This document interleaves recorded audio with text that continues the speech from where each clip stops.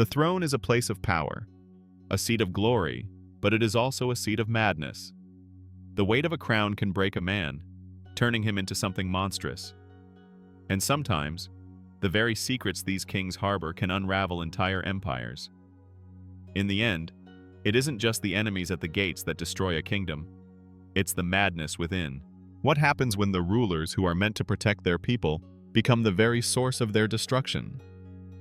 This is the untold story of 11 kings whose bizarre habits and their darkest secrets left empires in ruins.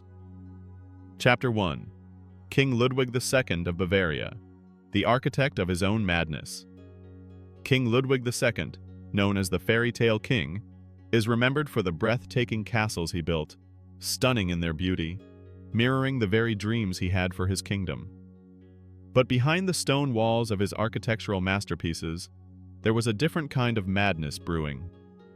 Ludwig, the once beloved monarch, would eventually fade into history as a tragic figure whose obsessions would lead to his downfall.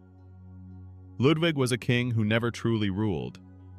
His obsession was not with the throne, but with a fantasy, an idealized world of knights, castles, and Wagnerian operas. He became so consumed with these fantasies that he isolated himself from the affairs of the state, letting the world of reality slip away. But it wasn't just his detachment that would endanger his kingdom. There were whispers of a secret darkness, a deep psychological break. Ludwig's kingdom, on the brink of financial ruin, was held together by his lavish building projects, an empire built on borrowed money. As Ludwig lost touch with reality, he alienated his closest allies, including his own family. At the height of his reign, Ludwig believed himself to be a visionary king, destined to change the world. But what came next would shock the very foundations of his empire. Ludwig II would be declared mentally unfit to rule.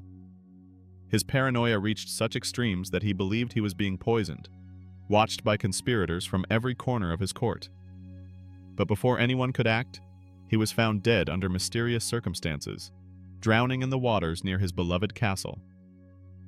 Was it an accident? Or was it a cold-blooded assassination? Historians still debate the cause of his death, but one thing is certain: Ludwig's madness destroyed the dream he had fought so desperately to create. Chapter 2. King George III of England, the king who went mad. By the 18th century, King George III was seen as the epitome of royal duty. A man of intelligence and dignity, he ruled England during its most tumultuous years. Yet beneath his composed exterior, something dark was slowly brewing, a secret that would haunt the throne for generations. In 1788, George began displaying strange behavior. His mind, once sharp and capable, started to slip. He would speak in gibberish, accuse his own family of conspiracy, and retreat into violent outbursts. The kingdom watched, horrified, as the king's grip on his mind and his throne began to disintegrate. George's decline was attributed to a rare illness, porphyria, a condition that can cause mental instability. But some believed it was more than just a physical ailment. His bouts of madness were exacerbated by a combination of stress, personal tragedy, and the pressure of leading an empire in decline. But the king's bizarre behavior didn't just affect his health. It threw the entire monarchy into disarray. The state was forced to appoint a regent to rule in his place. George's reign, once marked by power and glory, crumbled under the weight of his mental illness, and the empire he had worked so hard to preserve began to fracture. But what came next would change the royal family forever. George's son, the Prince of Wales, would eventually ascend to the throne, and despite his own controversial reign, he would carry the shame of his father's madness with him forever. Chapter 3. Tsar Ivan IV, the terrifying legacy of Ivan the Terrible. In the icy expanse of Russia, there was once a Tsar whose cruelty knew no bounds. Ivan IV, known to history as Ivan the Terrible, was a ruler whose madness ravaged an entire nation. Ivan was not born a tyrant. In fact, his early years were marked by a deep sense of insecurity, Orphaned at the age of 3, he lived a lonely childhood full of neglect, surrounded by political enemies who would use him as a pawn. His mistrust of everyone would fester into a vicious desire for power. And when he ascended the throne, he did so with a deep hunger for control and vengeance. Ivan's rule began with a promise of reform, but it quickly spiraled into madness. His paranoia reached new heights when he ordered the creation of the Oprichnina, a secret police force that carried out horrific purges. Thousands of noble families were murdered in cold blood. It is said that Ivan himself killed his own son in a fit of rage. But the most terrifying part of Ivan's madness was not the violence. It was the toll it took on his own soul.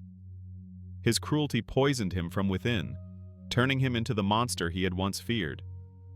And when his reign finally ended, it left Russia broken, its people living in fear for centuries to come. But what came next would shock the entire world. Russia, in the wake of Ivan's terror, would be plunged into chaos, and a new ruler would rise from the ashes, one whose dark history was far from over. Chapter 4. King Henry VIII. The Madness of Power and Betrayal. King Henry VIII. The name echoes through history as a symbol of both power and excess. He is remembered for his 6 marriages and his ruthless break with the Catholic Church.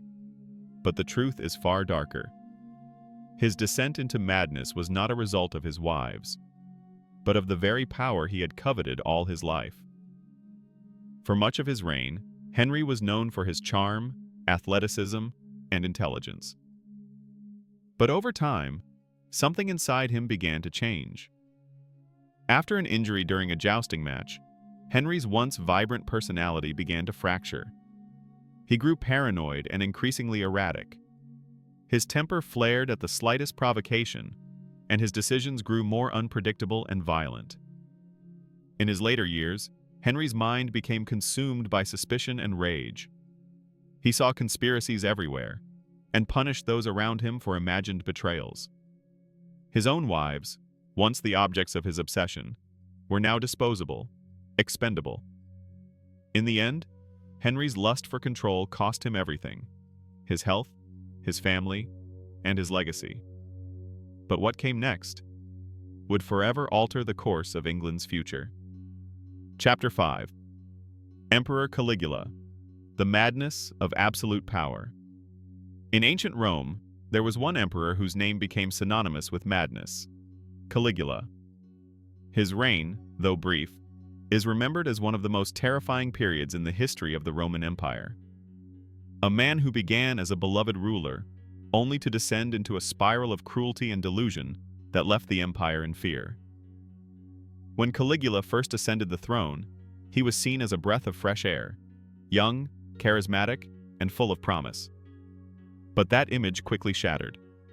He began to exhibit strange behavior, lashing out at anyone who questioned his authority. The line between ruler and tyrant blurred until, to his subjects, he was nothing more than a madman. Caligula's delusions grew darker. He declared himself a living god, and demanded to be worshipped as such. His paranoia intensified, leading to a series of brutal purges. Senators, friends, even family members were murdered in cold blood.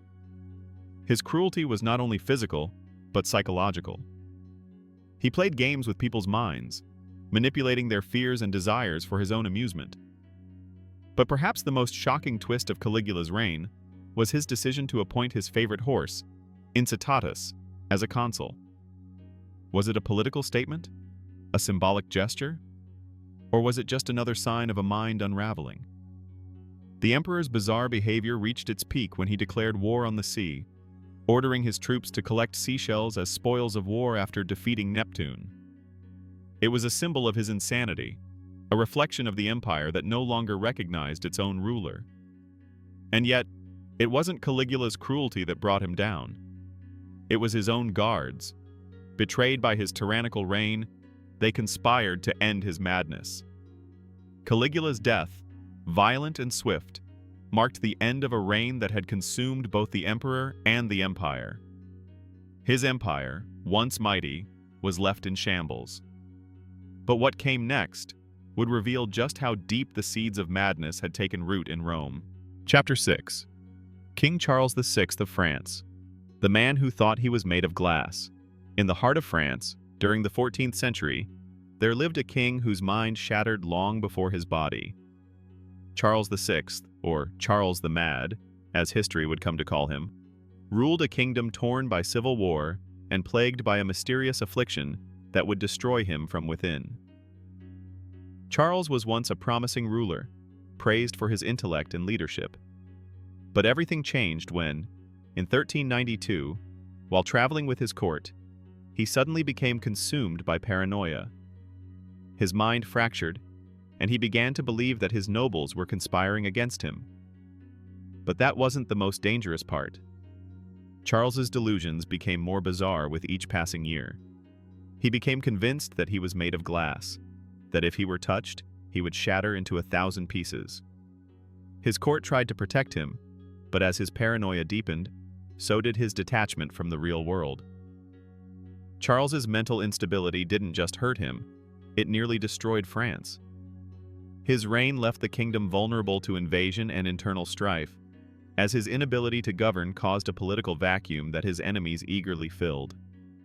His son, the Dauphin, was left to take control of the throne, but the damage had already been done. Charles's reign ended in isolation, a king trapped in his own shattered mind. But what came next would be even more tragic. Charles's madness became a legacy that would haunt his family for generations. His death, isolated and forgotten, marked the end of a king who had once had everything, only to lose it all to the fragility of the human mind. Chapter 7. Napoleon Bonaparte. The Fall of the Great Emperor. Napoleon Bonaparte, a name that resounds with power, ambition, and genius. He rose from nothing, an island-born son of a minor noble, to become one of the most formidable military leaders in history. Yet, it was his own psyche that would lead him to destroy not just himself, but the empire he had worked so hard to create. Napoleon's military brilliance was unmatched, but as his empire expanded, so did his ego. The same ambition that had driven him to greatness also clouded his judgment. His wars of conquest, his thirst for power, began to take a psychological toll. He became consumed by the belief that he was invincible, the greatest man to ever live. Napoleon's downfall began not on the battlefield, but in his own mind. His obsession with conquering Europe led to disastrous decisions. The Russian campaign of 1812, one of the most fatal military blunders in history, sealed his fate. The man who had once seemed unstoppable was now a broken emperor, defeated by his own hubris. But what came next would take Napoleon further into madness. Chapter 8. King Henry VI of England. The madness that splintered a kingdom. In the turbulent years of the Wars of the Roses, there existed a king whose mental state would tear the kingdom apart. Henry VI of England, a monarch who was once praised for his piety and humility, would, in time, be remembered not for his victories, but for his tragic descent into madness. From the moment he ascended the throne, Henry's reign was marked by instability. At first, he seemed to possess all the qualities of a just and wise ruler, but it wasn't long before his fragile mental state began to crack. During a particularly trying period in 1453, after the loss of French territories and mounting political pressure, Henry fell into a catatonic state, unable to recognize even his closest allies. This episode of madness left the throne vacant, paving the way for political chaos. The kingdom, already divided by civil war, found itself vulnerable. Henry's inability to lead allowed powerful factions, including the Yorkists and Lancastrians, to fight for control, leading to the horrific bloodshed of the Wars of the Roses. But what came next would send England into its most destructive internal conflict. When Henry recovered years later, the damage had already been done. His kingdom was fractured beyond repair, and his reign, once full of promise, became a tragic footnote in the history of England's monarchy. Chapter 9. King Christian VII of Denmark. the mad king who was a prisoner of his own mind. King Christian VII of Denmark came to the throne at a time when his country was in desperate need of strong leadership. Instead, it found a king who was a prisoner of his own mind. A young ruler with boundless potential, Christian's reign quickly descended into chaos as his mental health deteriorated, taking Denmark's future with him. Christian's descent into madness was slow at first. His mental instability was often masked by moments of lucid brilliance, but it became increasingly difficult to ignore. His bouts of paranoia, rage, and hallucinations soon isolated him from his court. Advisors and family were left to manage the affairs of state, while Christian spent his days in an emotional prison, a puppet king with no power. The king's illness left Denmark in disarray. His court was split between those who wished to protect him and those who sought to take advantage of his fragility. The once promising monarch became nothing more than a tool for those who saw his weakness as an opportunity. Christian's insanity would ultimately lead to his removal from power, but the effects of his madness left Denmark teetering on the edge of collapse. Christian's reign ended not with a grand coup or dramatic battle, but with a slow and tragic fall into obscurity. His once powerful kingdom was left adrift, a nation mourning the loss of its monarch to the ravages of the mind. But what came next would leave Denmark forever scarred by its darkest hour. Chapter 10. Tsar. Peter III of Russia. The emperor who was overthrown in a day. Peter III of Russia was an emperor who, despite his short reign, would leave a legacy of intrigue and treachery. Known for his erratic behavior and lack of political savvy, Peter's rule would be cut short by a coup that would shake the Russian Empire to its core. Peter III had all the makings of a ruler, but he was ill-suited to the throne. His obsession with Prussian military strategies and his disregard for Russian traditions alienated the court and the people. But it was his strange and bizarre habits that sealed his fate. His passionate admiration for his Prussian roots led him to make unpopular decisions, including withdrawing from the 7 Years' War, a move that enraged his subjects and left him vulnerable to those who sought to remove him. His wife, Catherine the Great, had seen enough. What followed was a swift and violent coup, led by Catherine herself, who would seize the throne and forever change Russia's history. Peter was arrested, imprisoned, and soon found dead under mysterious circumstances. Some say he was murdered, others claim it was an accident. Peter's reign was marked not by his triumphs, but by his collapse into madness, an emperor whose bizarre obsessions and lack of judgment paved the way for his own destruction. But what came next would forever alter the course of Russian history, as Catherine would rise to power, bringing with her a new age of expansion and reform. Chapter 11. King Otto of Bavaria, the king who vanished into madness. King Otto of Bavaria, known as the Mad King, was once destined to rule a great European power. But instead, he vanished into the shadows of history, consumed by his own mind. His reign, though short and uneventful, left behind a trail of confusion and tragedy. Otto was crowned king at a young age, but it didn't take long for the cracks in his rule to appear. He was never fully prepared for the pressures of leadership, and soon, his mental state began to deteriorate. His kingdom, once full of potential, was thrown into turmoil as Otto became more and more detached from reality. Otto's inability to rule effectively led to his eventual deposition. He was declared unfit to reign and was locked away in a royal palace, never to return to the throne. His country, left without a leader, faltered under the weight of his absence. Otto's legacy was not one of power, but of loss. A king who vanished into madness, leaving his kingdom behind in search of an escape from the pressure of a crown he was never ready to wear. But what came next would change the destiny of Bavaria and the royal family's future.